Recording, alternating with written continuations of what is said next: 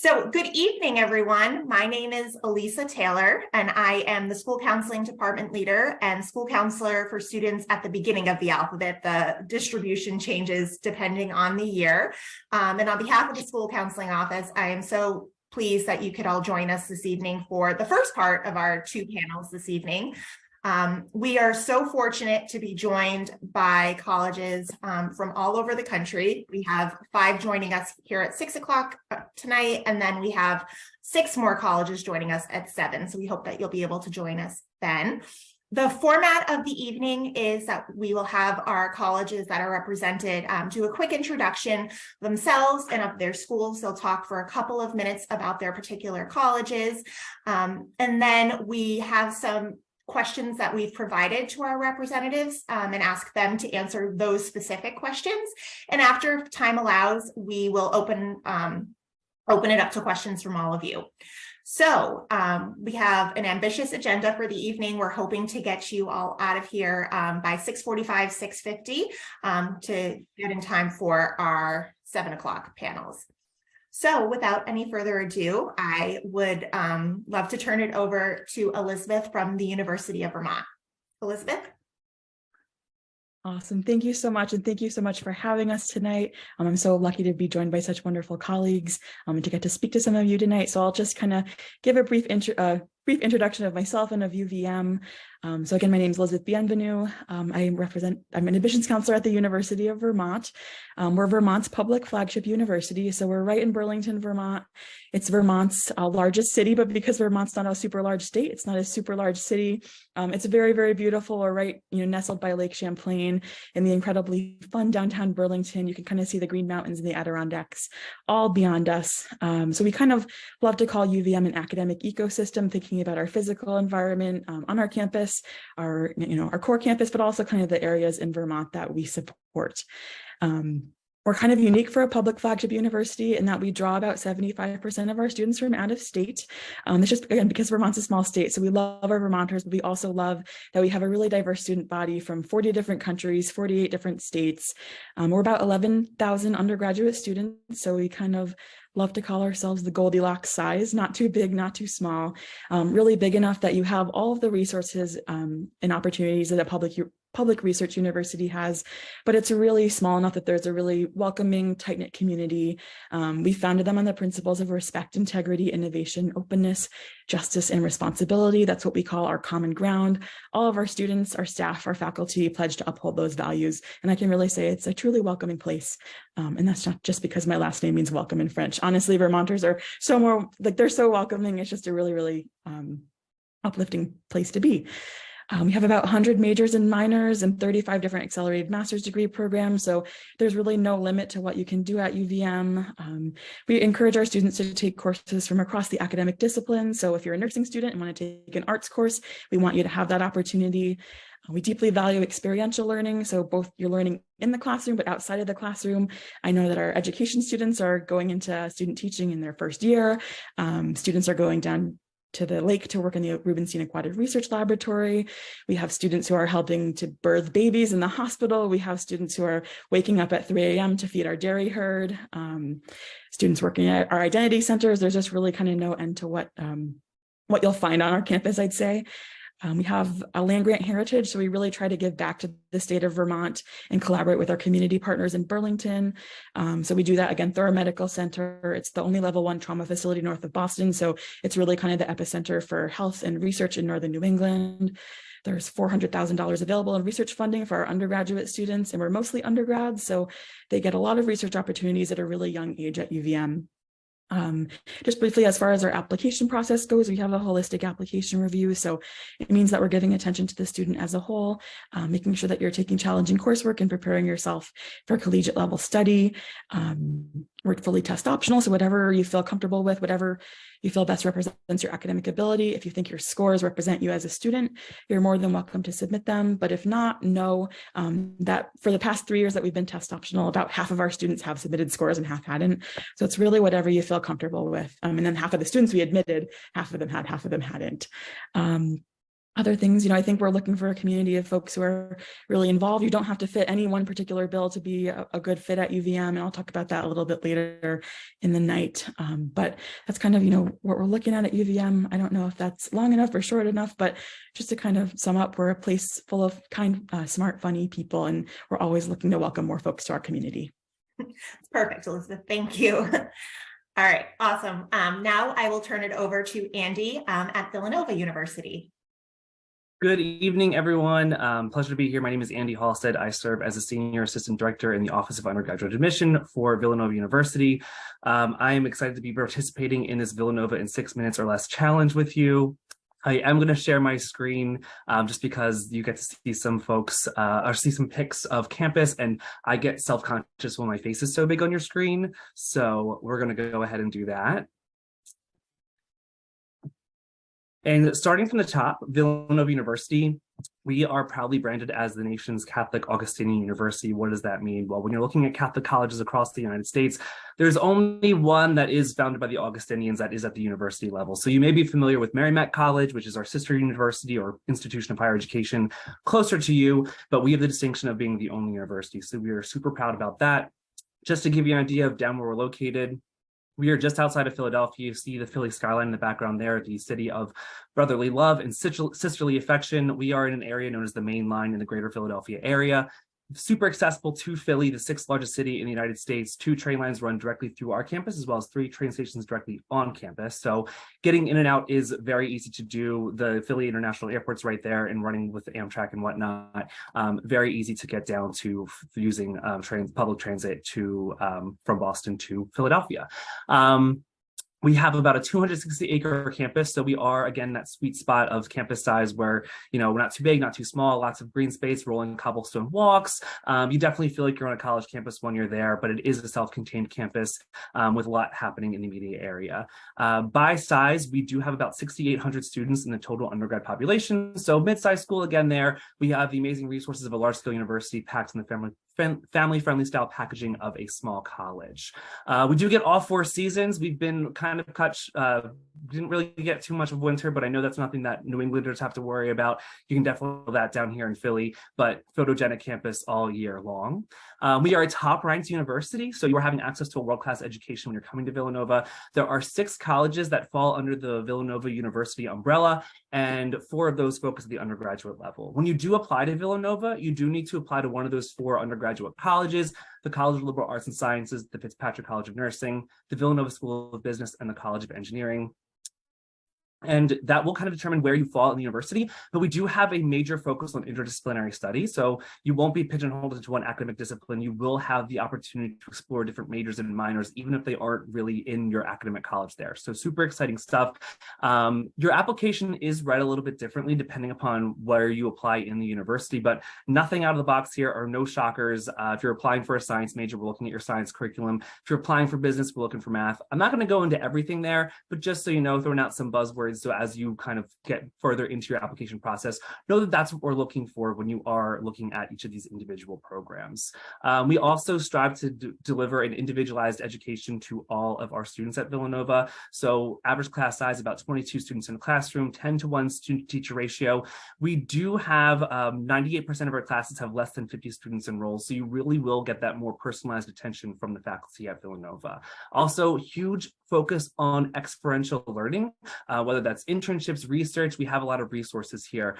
We have the Center for Research and Fellowship, which is our one-stop shop for all opportunities for things research related. We are a doctoral research institution with faculty-led research happening on campus, and you can do that as early as your first year at Villanova through the first year match program. As you can see, our class of 2022 was able to take advantage of those opportunities. 87% of our students participated in research, and with the assistance of things like our Career Center, 92 participated in at least 1 internship. So some are doing more than that.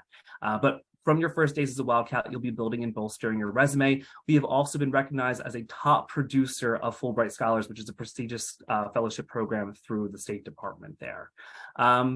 things to do on campus, 300 plus clubs and organizations, 24 varsity sports, clubs, intramurals, but also service is a big part of who we are at the institution. Not a requirement for any of our students, but again, core to the experience of being a Villanovan. And just a small sampling of service days, service trips, things happening on campus, learning communities. But the one that we do like to talk about a lot is the Special Olympics Pennsylvania Fall Festival, which is the largest student-run Special Olympics program in existence.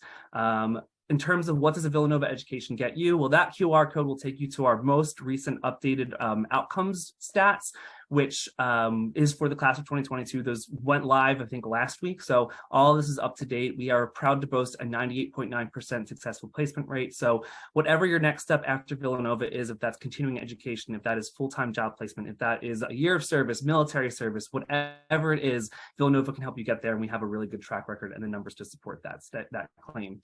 In terms of what our application pool looked like, well, this again is fresh. We are kind of moving through our final round of applications right now. For the class of 2027, we were fortunate to receive 23,720 applications, coming down to that target class size of 1,700 students. Now, we do admit more students than just in that target class size number, but not everyone that we say yes to also says yes to us. So thank you for considering Villanova to be one of your options, but also not going to pull the wool over your eyes. We are a competitive institution. However, not unattainable, and folks such as myself are happy to work with you so that you can get all your questions answered, so that you can make sure you're putting your best foot forward in your application. Overall, last year's admit rate for the class of 2026 was a 23% admit rate. In terms of how to apply, when to apply, I know we're going to go into this further in the presentation, so I won't expand too much, but when you are applying to Villanova, we have 2 deadlines with 4 different admission plans: early action, early decision 1 and 2, and finally regular decision. Not going to get into the details there. We'll get into that into a bit, but I want to say there is no wrong way to apply to Villanova. We are trying to be student-centric here so that you won't be disadvantaged should you apply early, should you apply later. There are give and take to every plan there, so we'll go more into that later, but just know that you are going to be disadvantaged should you choose one option over the other. We do have financial assistance available as well. Most of our aid is going to be need-based aid through completing the FAFSA as well as the CSS profile. We do have some scholarship information, limited merit aid, but all that's on our website as well.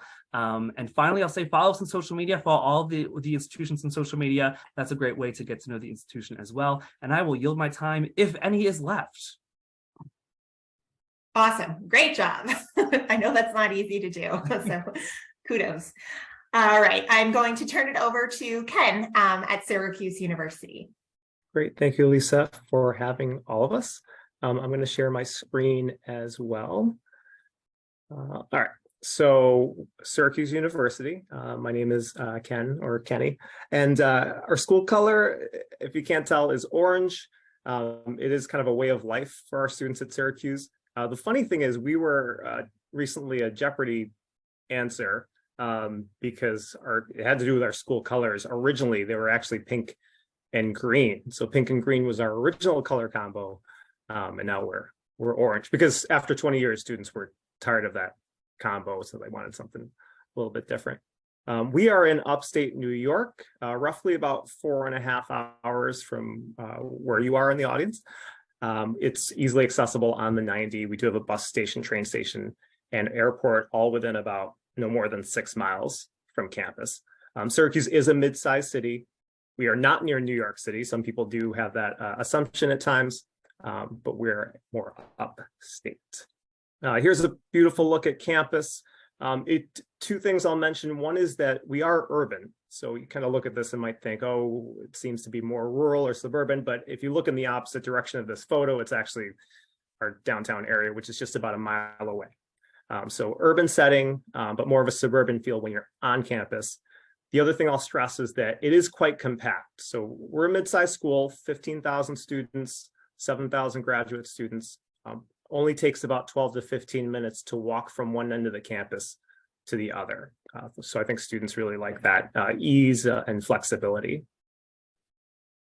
We have 10 different schools and colleges that students apply into. So you'd be selecting one of these on the Common App. A couple things to note here is that there is room for interdisciplinary study, so students can study across different disciplines, and you can apply in undecided as well. Just a sampling of some of our recent internships that students have done. We do have a number of national connections as well as local connections in the Syracuse area. We've had students do them back home in the Boston area. And then you can see there our job placement rate. And we do have graduate programs too, roughly about 200 grad programs for a significant discount off of tuition for our current Syracuse students who then continue on for grad school. It's roughly about 50% off. Study abroad, we're top 10 nationally for this program. Roughly half of our students do something abroad in some capacity. We have 5 university centers in places like Florence, Italy, London, England, Santiago, Chile, just to give you some examples. And we also have domestic centers located, as you can see on the screen, Los Angeles, DC, and New York, based on specific academic areas. Always something going on campus. There's over 350 plus organizations that you can be a part of. Some shots of the university and activities happening. Bottom left, that's our mascot. That's Otto the Orange. Otto the Orange. Bottom right hand, some people have asked if that's a pumpkin or a basketball, but it's neither of those two things. The bottom right hand side is our athletic stadium. It can fit 30,000 plus fans for our basketball games. It's just a really fun environment. It's just along the quad, so it's easy to get to wherever you are on campus. Bruce Springsteen will be performing there this September as well. So I know some will be looking forward to that. Just a couple of notable alumni, also including President Biden, the president of Pixar, Jim Morris, Catherine Switzer, the first woman to run the Boston Marathon, Danny Higgins, and the list goes on there. And then the last slide has to do with the admissions process. You can see some of our deadlines. We don't have early action. People sometimes ask us that. We don't. We just have early decision 1 and 2 and regular decision. We are test optional. And then the other thing I'll mention is that we do conduct interviews for any student, regardless of where they are in the process. The only requirement is that you have to be a rising senior. So that process for juniors for current high school juniors, that process starts up in July. And you don't have to do an interview. It's just a way for you to get to know us one-on-one. So thanks for, again, having me. And there's my contact info if you need it. Thanks. Thanks, Ken. Appreciate it. All right. And now I'd like to turn over the floor to Noah from Elon University. Thank you. Hello, everybody. My name is Noah Orr. I'm an assistant director of admissions at Elon University, and I'm very happy that I got the invite to be here tonight. So to kind of jump into things, the big identifiers we use at Elon is first and foremost, we are a medium-sized institution. We have 6,300. So like some of my other colleagues, we're definitely in that Goldilocks zone where you don't know everyone, but it definitely feels like you do. There's definitely a very real sense of community at Elon, of course, with your friends and classmates, but also your professors and mentors. It's very common to head to the dining hall with professors. I've been to my professors' houses to meet their families. So there's very much this tight-knit feeling at Elon. We're also a liberal arts institution. So when you're accepted to Elon, you are simultaneously accepted to just about all of our 70 plus majors. There are a couple of exceptions, but we want you to be able to study what you want to study. We're also based in the lovely state of North Carolina. I'm a proud North Carolinian, born and raised. I will brag, it was 75 degrees and sunny today. I'm pretty sure you all have snow on the ground. So just throwing that out there. Our academic setting is really great. We have a maximum class size of 33 students. So no matter what, there will never be more than 33 people in a classroom. So you really are afforded that opportunity to build a close-knit relationship with your professors. We also have a really huge emphasis on hands-on experiential learning. So I'm going to briefly list the 5 Elon experiences: study abroad, internship, research, leadership, and service learning. Of those 5, every single student is actually required to do at least 2 of those. And we don't want that to be a scary statement. We want that to be exciting. These are the types of things that you should be taking advantage of when you're in college. So we just made them graduation requirements. I will highlight study abroad briefly. We are the #1 private school in America for study abroad, 17 years in a row. About 83% of our students study abroad. And to highlight just how committed we are to the study abroad experience. During the height of the COVID pandemic, that number went down to 75%. So this is something we're very much dedicated. If you want to have a global experience, we have over 120 different destinations to choose from. In terms of our academic schedule, it is a bit unique.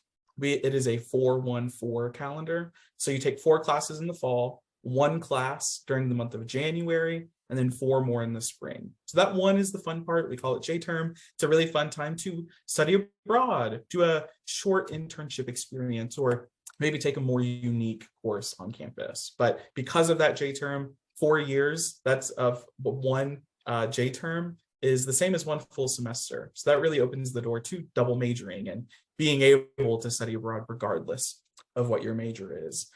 Quickly on the admissions side of things, we are test optional except for our nursing program. Nursing is the only program right now that requires a test score. Otherwise, we are essentially test blind. We do have early decision and early action. Both of those deadlines are November 1st. And we have regular deadline, which is January 15th. So we have a lot of different options for you to choose from. And the final thing that I'll mention, I'm very lucky that I get to work with New England because Elon is definitely a northern school kind of trapped in the South. Massachusetts is our 2nd most popular state, right behind North Carolina. It's 12% of the student body. So I know when I toured Elon for the first time, I heard y'all and wicked in the same sentence. It was a very weird thing to hear for the first time, but we really get that northern culture with that southern hospitality, and it comes together in this like really hurricane of forces to make a really special environment that I'm very proud to work for. So I look forward to hopefully answering your questions later tonight. Great. Thanks, Noah. I appreciate it. And last but certainly not least, I'd like to turn it over to Navardo from the University of Colorado, Boulder. Thank you, Elisa. I'm going to be sharing my screen. Give me 1 second here. All right. Elisa, I see you on my screen. Can I get a quick thumbs up if you could see it? Perfect. Thank you so much. Good evening, everyone. Greetings from the West. My name is Navardo Vivar. I'm an assistant director of admissions here at the University of Colorado Boulder. We are we are the largest institution of the bunch here, and probably the furthest in terms of distance. But we like to say that, well, we don't like to say, but we like to see when a lot of people from New England, from the Northeast come out. You know, skiing is very popular, obviously, for lots of students, but there's so much more to offer here in beautiful state of Colorado. To start off, we are a large tier 1 research institution. We are a Division I school for athletics. We have approximately 30,000 undergraduate students, so a substantially larger size than the other institutions we talked to here today. However, we do try really hard to maintain that 17-to-1 student to faculty ratio, and we're proud to say that over 85% of our courses have 50 students or less. So yes, you will occasionally have that large lecture hall. There's really nothing we can do to mitigate that, unfortunately, at this size. But you'll find that it's actually a lot rarer than you might expect, and you'll really get a lot of attention from your faculty members, regardless of what program you're going into. Speaking of those programs, we're proud to offer over 120 different majors, minors, and concentrations that are all housed within 8 colleges, schools, and programs, which I'll get into in just a little bit as well. I'm also very proud of the flexibility that the university provides for our students. So even if you are a business major, you can still be studying music, arts, something else completely outside of your original academic program. There are over 4,400 courses in over 166 fields of study and lots of different ways to combine different degrees as well. You'll also find an abundance of activities to do in and around Boulder. I failed to mention that we are in beautiful Boulder, Colorado, which not everyone is exactly aware of where it is exactly, but we're about 35 minutes northwest of Denver. So, and we do fly out of the Denver airport. So if you ever do come to visit us, you will likely stop by in Denver first before coming over to us. But in terms of activities on campus and off campus as well, you'll find that there's so much to do within the Boulder community that you really, unless you really want to actively go to Denver, you won't actually find yourself in that area too much. But as you can see from the beautiful picture, outdoor recreation is a big deal for us, but I'll get into that in just a little bit as well. We are often selected as the #1 college town in America for lots of different factors, but I'd say obviously the great weather has a lot to do with it. We are really happy to have over 300 days of sunshine here in Colorado and Boulder specifically. It does snow on occasion, but typically by the next day when the sun comes out, it starts melting right away. So it's not exactly a New England winter here as well. Like I mentioned previously, all of our colleges, schools, and programs or all of our majors are housed within these colleges, schools, and programs that you see on your screen here. It would take too long to break down all the specific majors that we do have, but I'll just mention a couple of highlights here, and I'll be happy to answer any more questions about the others as well. But the College of Arts and Sciences is the largest college that we have on campus, so that's where the majority of our students will actually enter. The College of Engineering and Applied Sciences has one of the best aerospace engineering programs in the country, but it also has over 15 different other engineering majors as well. So whether you're interested in environmental engineering, mechanical engineering, or anything in between, you can definitely find something here as well. And then the Leeds School of Business is a top 20 nationally ranked school of business in the United States. And as you'll find from the other programs here, they're just as significant, but they tend to be smaller in size overall. So you'll find a more personalized experience when you're going into the School of Education, the College of Media, Communication, and Information, the College of Music, or the Program in Environmental Design. And I always like to mention that architecture falls under the program in environmental design because sometimes students don't know what category it would fall under specifically. We do require that students live on campus during their first year. We do have a lot of flexibility in terms of what those housing options are. Again, I do encourage you to look through the website because there's about 15 or 16 different residence halls to choose from, and they do vary in terms of experience, distance from campus, the privacy that you would like as well, but you're only required to live on campus during your first year. And like I mentioned previously, there's lots to do in terms of outdoor recreation close to campus. This picture right here is right on campus fair and field as my background. It is right on the center, as you can see from the picture. But nearby, we also do have Chautauqua Park, which is about 20-minute walk from campus. If you want to go hiking or anything, there's hundreds of trails within Chautauqua Park. If you're interested in skiing or snowboarding, Eldora Mountain is typically the resort that our students go to, about 45 minutes away from campus. And then there's plenty of other activities in and around Boulder as well. You'll find that we're a very green, eco-centric campus. We rely heavily on our public transportation infrastructure and biking and walking as well. But you are also welcome to bring your car to campus your first year if you would like, but the only caveat is that it can be expensive as well. And then I'll wrap up today by just giving a brief overview of what our admissions process looks like. Specifically for us, you'll see that on your screen now the application checklist, which is just through the Common App. That's the only application that we have out there. It does require 1 essay and 2 short answer responses, the application fee, as well as high school transcripts. And then we would only ask for your college transcripts if your high school transcript does not list the dual enrollment or concurrent enrollment courses. And similar to the other institutions that have been here today, we are test optional, and approximately 50% over the last 3 years have chosen to submit them or not to submit them, and about the admission rates have remained the same as well. And last but not least, we require 1 academic letter recommendation. Students may submit up to 3 if they would like, but 1 is really excellent. But we just ask that it comes from a school teacher or a counselor. And although we don't require it, we always like to ask for as much context as possible. So if you haven't listed something on your application in the Common App, I would definitely recommend also sending your admissions counselor a resume or listed activities as well. Last but not least, we have 2 deadlines. We have early action, which is non-binding, and regular decision, which is also non-binding. The big difference here is simply when you receive your admissions decision. So if you apply early action, that's November 15th, you'll receive your admissions decision no later than February 1st. And if you apply January 15th, which is regular decision, you'll receive your admissions decision no later than April 1st. So you'll notice that it's a couple months difference there. I always encourage, particularly for out-of-state students, to apply early action just so you can get your financial aid affairs in order a little bit easier, have a little bit more time to digest the information that we're sending to you, and to be able to make an informed decision before the national May 1st deadline. We do have lots of campus visit experiences. Obviously, it can be quite a bit of distance from the Northeast, but if you do find the time, we have plenty of virtual options, plenty of on-campus options as well. Whether you're a prospective student, admitted student, or anything else in between, we're always happy to welcome you to campus. We have tours about twice a day, every day, and select Saturdays as well. And then if you have any questions for me, I am the assigned admissions counselor for the Northeast, so I'm always happy to take questions. You can email us at admissions@colorado.edu, or you could just Google "Find Your Counselor CU Boulder," and it'll match you to me specifically. But thank you for your time tonight. Great. Thank you, Nivardo.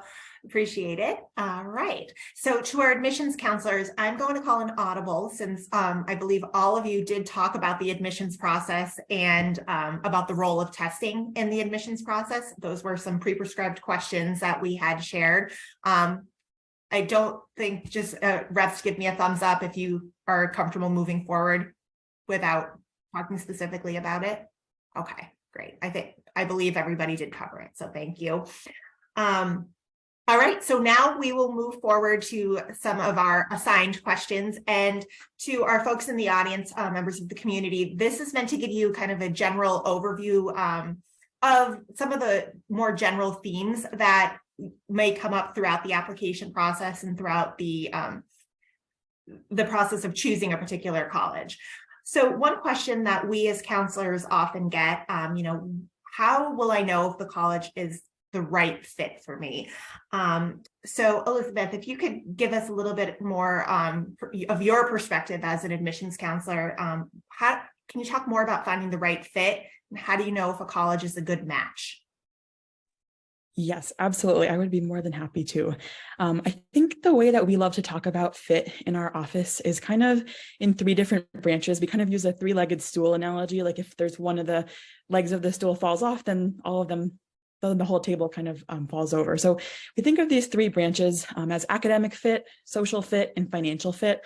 All of them are kind of equally important in this process. So I'll kind of talk about them specifically. I think that's the best way to organize it. But when thinking about academic fit, I think you really have to think about what kinds of programs you can see yourself thriving in. Go look on the website of the universities that you might be interested in, see if there are any faculty who are doing really interesting research projects. What kind of academic structure do you see yourself succeeding in? Do you want smaller course sizes? Do you thrive in an intimate learning environment, or do you kind of thrive in a different academic setting?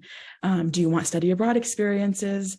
Also, what kind of academic support services do you need? I know we had an incredible presentation this week with the UVM Student Accessibility Services Office, and we found that about 25% of our students were using student accessibility services. So if you need any accessibility services, reach out now. And I think folks are more than happy to have that conversation and to make sure that they're supporting you in your needs. When you're thinking about majors, though, if you don't know, that's completely okay. I think, there's no one major that you need to enter with. I think undeclared is often the most popular major, but if you don't know what major you're interested in, kind of look at universities that might offer you the support to have those kind of exploratory programs. And also when you're thinking about academic fit in terms of the admissions process, talk to your college counseling office. I think, they're the ones who really know, what kind of universities might match your academic profile, but also don't be afraid to apply to a variety of different institutions. So that's kind of, academic fit. But as far as social fit goes, I think thinking about what kind of campus you see yourself thriving in, thinking about what kinds of clubs and organizations you love to do, and that would, be a really integral part of your college experience. Are there things that you're passionate about that you really want to do for the next 4 years? Thinking about the physical location, do you want to stay close to home? Do you want to have a little bit of an adventure out of state? But I think the best way to kind of get a sense for social fit is really to go on campus. If you have the means to go on a campus tour, talk to some students. You can talk to your tour guides, but also talk to students who are just kind of living, who aren't the tour guides that we're putting in front of you. We love our tour guides, but also just kind of, maybe approach someone at the student center and kind of ask them to learn about what a day in the life is at a different university. And if you do go to campus, I encourage students to kind of put on that backpack, forget about everything else, and just pretend that you're a student there someday, and see if you can really see yourself thriving there. If you can't visit campus, that is completely okay. We have so many virtual programs available at many, many universities. And to your benefit, in-person campus visits and virtual visits can often count as demonstrated interest in the application process. So engage as early on as possible if you can, and through whatever means you can. And lastly, financial fit, thinking about, how what kind of college might be a financially feasible option for you and your family. We strongly encourage students to fill out the FAFSA when it opens on October 1st. So every single year the FAFSA will open on October 1st, and I believe more funds are available at the beginning of that cycle every October. So if you can open it, if you can fill it out closer to October 1st, that would be to your benefit at all universities that accept the FAFSA.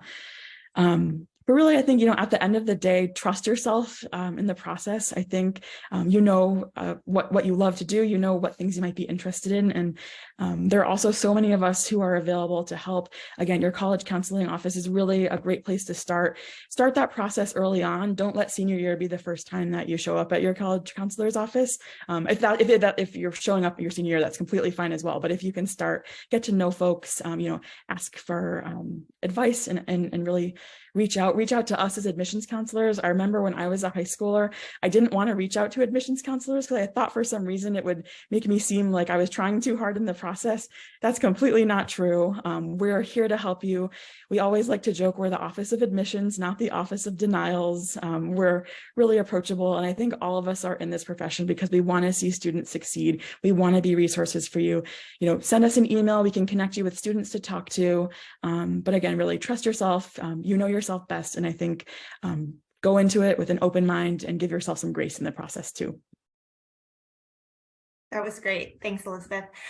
Awesome. All right. So my next question, we've kind of touched on through the different colleges explaining their different types of admissions programs. But Andy, if you could talk a little bit about the different types of admissions programs: early decision, early action, regular decision, and then if you can, tell us a little bit about what the deferral process looks like from early to regular. I believe Villanova has all of those different types of programs, so hopefully you can give us a little bit of perspective. Sure, absolutely. And just as you mentioned, my Villanova and my colleagues working in admission offices at all different types of institutions, we all do things a little bit differently, but generally speaking, there are a few different kind of types of or ways you can apply to different colleges and universities. So I'm going to separate early action and early decision all into one bucket, and then I'm going to put rolling admissions into another bucket. Rolling admissions, all that really means is once a university opens up their application, August 1st, Common App goes up, they will accept applications, and then as they're completed, they will review them. They will render decisions on admission, and then you can choose to enroll by generally around May 1st. And they're just kind of going on a rolling basis until the class is full. In the other bucket, we at Villanova, and I'll speak to the Villanova perspective just because that's what I know best, but we have specific admission deadlines. So you have to submit your application by a specific deadline. We have two, one earlier in the fall, one just after the new year. And we have regular decision, early action, as well as early decision. So basically we're going to have an early option as well as a later option. And we're going to split both those options into two options there. So early decision 1 and 2, the only difference is one happens early, one happens later on. If you're going early decision 1, that is saying that you can apply to one school, early decision 1. You can still apply to other schools, early action, but you're saying that if I'm admitted, I am committed to the institution, and I will then withdraw my application from all other institutions, and I'm immediately enrolling to that institution. So pretty exciting. It's great if you've done your institutional research and you know the school very well and you are very passionate about it and you've got that number one shot. It's a much smaller application pool, so very easy to stand out, but it is a big commitment. You are kind of forfeiting your ability to look at different financial aid packages. If you're a high achieving student and you have a lot of great options in front of you, maybe you want to go early action. So early action is a great fit for students where you are applying early. And just as I think Navarro touched upon it, you're going to hear back a little bit sooner, but it is a much larger pool for us. And it's also good for students that, again, really, their application is good to go on November 1, because the one drawback to that is not only is it a larger application pool, we at Villanova don't allow any additional updates beyond if you were to be deferred, which we'll get to in a second. No additional updates to your application after that. So if you have any outlying leadership positions or recognition like Eagle Scout or making the National Honor Society, those are things that you want to have as part of your application. Maybe you want to wait until regular decision. As I mentioned in my presentation, there is no wrong or right way to apply. This is why we do offer all of these. If you want things in black and white to be absolutely considered as part of your application, you want strong senior grades. If junior year was a little weak, sophomore year was a little weak, and you just want to make sure that you have strong senior grades to give the full picture of your high school experience, then maybe regular decision can go be the way for you.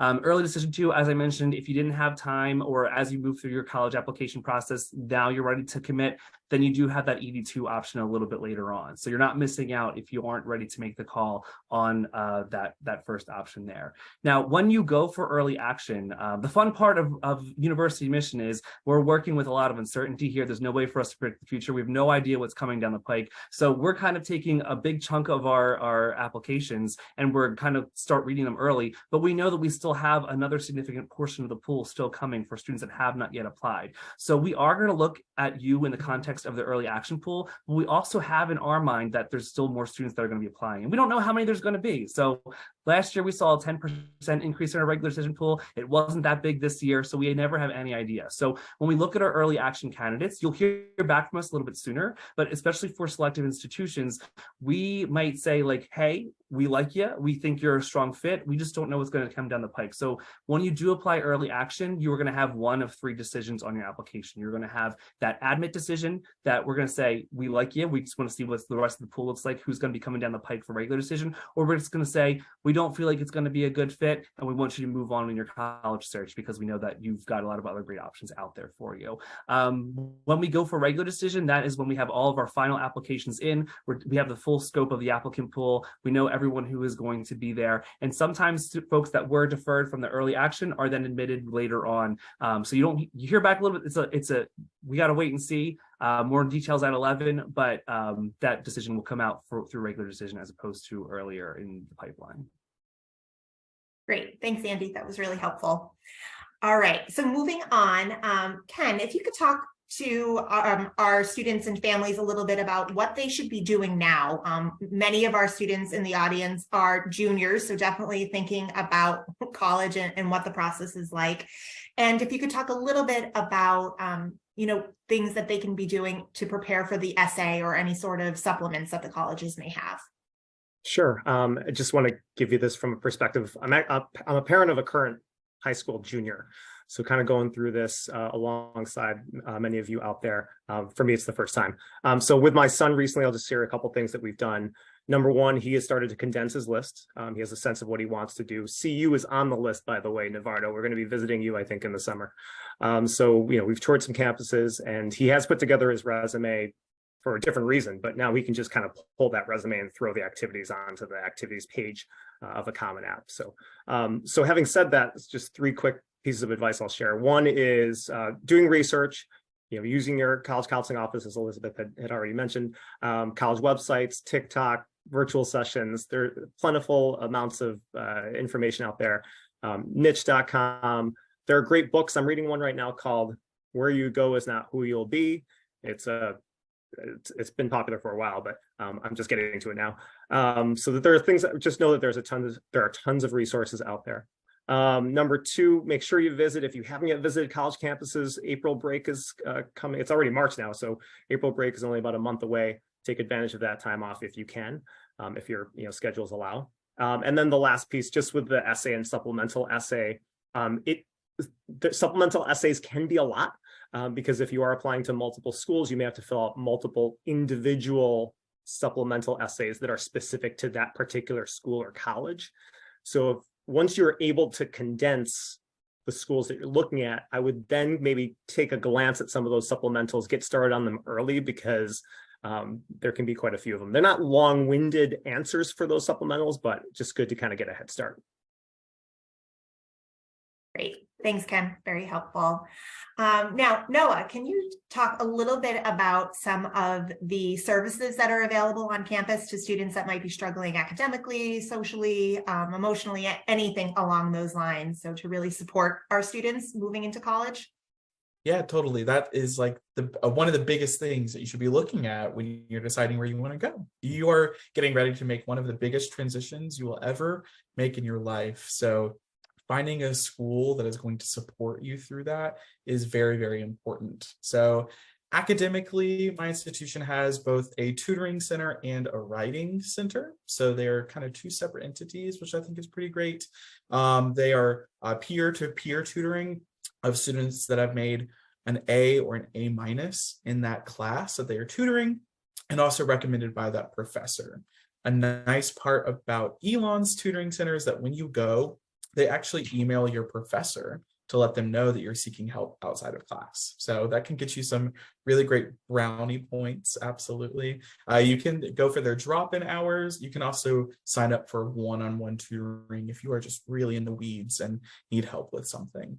In terms of physical health, we have our on-campus student health center. It's about a 5-minute walk from the very center of campus. I know as a student and a staff member, I always have had very positive experiences going to the health center and getting the help that I need and getting prescriptions. And then mental health is definitely very important. And I know it's very important to most of the students that I have the pleasure of working with. So our president has made the charge to make Elon one of the leading institutions for mental health awareness and well-being. So we're kind of seeing a lot of changes happening year to year, day to day. But our counseling office is very proud that we do not have a wait list. So you can register for a counseling session, and that can be weekly, bi-weekly, once a month, or if you're just in the middle of a crisis, we have a 24/7 hotline number. So these are the resources I know that my institution has, but I'm sure all of us up here and all of the schools you're looking at are going to have very similar, if not exact, services. So definitely ask your admission counselors and your tour guides what types of services are in place for you. If you are on an IEP or need to use disability services, contact that office, see what that process is like for students, how many students are registered. These are all things at your disposal, and you can figure that out now. So that's a lot to take in, but again, you have the tools in front of you. Most people, their numbers and emails for offices and departments across campus are going to be posted publicly on their website. So give them a call. The worst they can do is not pick up. Great, thanks, Noah. And again, last but certainly not least, Navardo, I'm leaving the big question to you. Can you impart any words of wisdom and advice to our families? This is a really, as most of you can relate and understand, this is a big process for everybody to be embarking on. So anything that you can share with them? Absolutely. Thank you for that question. I'll take this question from a perspective of working at a large public institution and something that I've seen particularly this year. And my general advice and my general words of wisdom are to be very intentional with every writing sample that you submit to an institution. I mentioned this specifically because overall, what we've seen is large public institutions are receiving high volumes of applications, and those high volumes of students have excellent scores, have excellent GPAs. And so what's really going to be make or break for us and for the foreseeable future for the incoming classes will be your list of activities, obviously, and the other components of your application, but something that students neglect or perhaps inadvertently neglect are perhaps those short writing samples. I'm not specifically referring to the longer essay within the Common App, but that I feel students do pay a good amount of attention to. But a lot of times universities will have supplemental questions, and we're proud to say that ours are just 250 word responses. They're not overly long. But that's also leads into, I think, the overconfidence for some students. They will just tend to fill it out very quickly, like, okay, yes, this is what I'm just responding to the question as simple as possible. And then when it comes down to making that final decision, they'll ask for feedback, and that'll be the one making factor specifically for them. So just be very intentional with any writing sample. For us, it's also very important specifically for CU Boulder, because we'll use that same writing samples to evaluate you for automatic scholarships. So you're doing a 2-for-1 in that same writing sample. That's what we're saying. Just be very intentional. And thankfully, since we don't have rolling admissions, we just tell you to start your application from August 1st, and then you have all the way till either one of our deadlines, whether it's early action or regular decision. Great. Definitely agree with all of that. I know there's so much more that all of you could share, but we had a very short amount of time to cover a wealth of information. So I'd like to thank all of our representatives for joining us this evening. I do want to remain conscious of the time. I know some of our reps have other engagements later on this evening, and I know many of our guests will want to attend the 7 o'clock panels, but I do think we could have time for 1 or 2 questions. If there are any questions from our audience members, if you wanted to throw it into the chat. Otherwise, I will hang out for a minute or two after everyone leaves, and I can certainly answer any questions from the Holliston side of things. And certainly for our families, please feel free to reach out to your student's counselor or your counselor. We, again, just throw in any questions you might have into the chat. Otherwise, I will wait one moment and then say we are good to go. All right. Wait time is difficult for me, so especially on Zoom. Again, thank you to all of our reps near and far. We are so appreciative of your time and for everything that you have shared with us this evening. It's really, really helpful. To our families, many of these reps will be joining us again in the fall for visits. We're hoping to do in-person visits in the fall. So it's just a great way to put a face to the name and get more in-depth questions answered from the representatives from the specific schools. All right, I don't see any questions coming in. Families, if you have any questions, please feel free to stay on. Otherwise, have a great evening and hope to see some more of you in the 7 o'clock panel. Thanks, everyone.